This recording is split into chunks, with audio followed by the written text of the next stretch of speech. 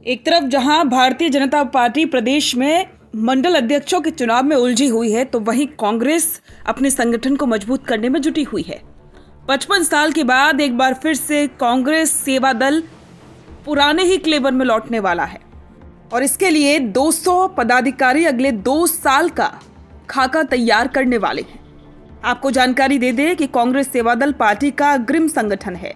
इसमें बाकायदा गणवेश में सेवा दल कार्यकर्ता रहते हैं। सेवा दल के कार्यक्रम सुनियोजित और अनुशासित ढंग से किए जाते हैं। पार्टी की सिपाही की तरह सेवा दल वर्कर हर आयोजन को हाथ में लेते हैं। अब उनको और संगठित करने के लिए शाखाओं का आयोजन होगा। राष्ट्रीय कार्य समिति में करीब 200 बड़े पदाधिकारी आ रहे हैं। कार्य समिति की बैठक में आगामी 2 साल की संगठन की गतिविधियों और कार्य योजना का खाका तैयार किया जाएगा। आपको जानकारी दे दें कि आजादी के बाद से लेकर 1969 और 70 तक कांग्रेस सेवा दल में हर कार्यक्रम झंडारोहण होता था, वंदे मातरम गीत गाया जाता था। सेवा दल कार्यकर्ता गणवेश में होते थे। सेवा दल कहता था तो कोई बड़ा नेता भी टिकट नहीं काटता था। शाखाओं के साथ स्कूलों का संचालन भी सेवा दल करता था। और अब कांग्रेस के सेवा प्रकल्पों से जुड़े संगठन कांग्रेस सेवा दल में बड़ा कार्य होने जा रहा है। राष्ट्रीय स्वयंसेवक संघ के प्रशिक्षण शिविर और शाखाओं की तरह ही कांग्रेस सेवा दल भी अब शाखाएं लगाएगा। विस्तारक भी बनाए जाएंगे। हालांकि पहले भी इस तरह के कार्यक्रम सेवा दल में होते थे, लेकिन 55 साल से ये बंद है।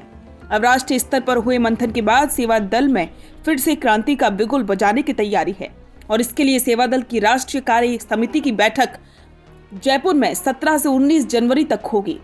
इसमें सेवा दल को प्रांत और राष्ट्रीय स्तर पर प्रभावी ढंग के रूप में फिर से खड़ा करने की योजना बनेगी। प्रस्ताव लिए जाएंगे। बताया जा रहा है कि पूर्व प्रधानमंत्री इंदिरा गांधी के हाथ में कमान आने के बाद से सेवा दल की शाखाएं बंद हो गई थी। अब 2 पीढ़ी के बाद फिर से संचालित की जाएंगी। प्रदेश में पार्टी के पुराने नेता भी राष्ट्रीय कार्य समिति में बुलाए गए हैं और साथ ही पूर्व CM Ashok Gehlot, PCC chief Govind Singh Dotasra, नेता प्रतिपक्ष टीकाराम जूली भी इसमें शामिल होंगे। अब कांग्रेस तो अपने संगठन को और मजबूत करने में जुटी है और आरएसएस की तर्ज पर ही अब बीजेपी का सामना करने के लिए तैयार कर रही है। उधर बीजेपी अपने संगठन के चुनावों में उलझी हुई है।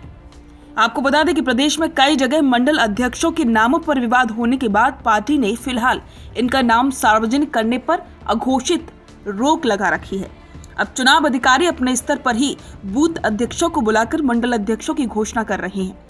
मंडल अध्यक्षों के नाम तय नहीं होने से जिला अध्यक्षों का निर्वाचन भी अटका हुआ है। प्रदेश संगठन अभी तक जिला अध्यक्ष का नाम तय नहीं कर पाए हैं। जिला अध्यक्ष बनने के लिए पार्टी के वरिष्ठ नेताओं में लॉबिंग शुरू हो गई है। पार्टी की ओर से जिला अध्यक्षों का पैनल पहले से ही तैयार करने और संगठन की निर्वाचन प्रक्रिया सवालों के घेरे में आ चुकी है। गौरतलब है कि 15 दिसंबर तक मंडल अध्यक्ष और 30 दिसंबर तक जिला अध्यक्षों को चुनाव करवाना था, लेकिन अभी तक अधिकांश मंडलों में अध्यक्ष नहीं बने हैं और इसके बाद जिला अध्यक्ष चुने जाएंगे।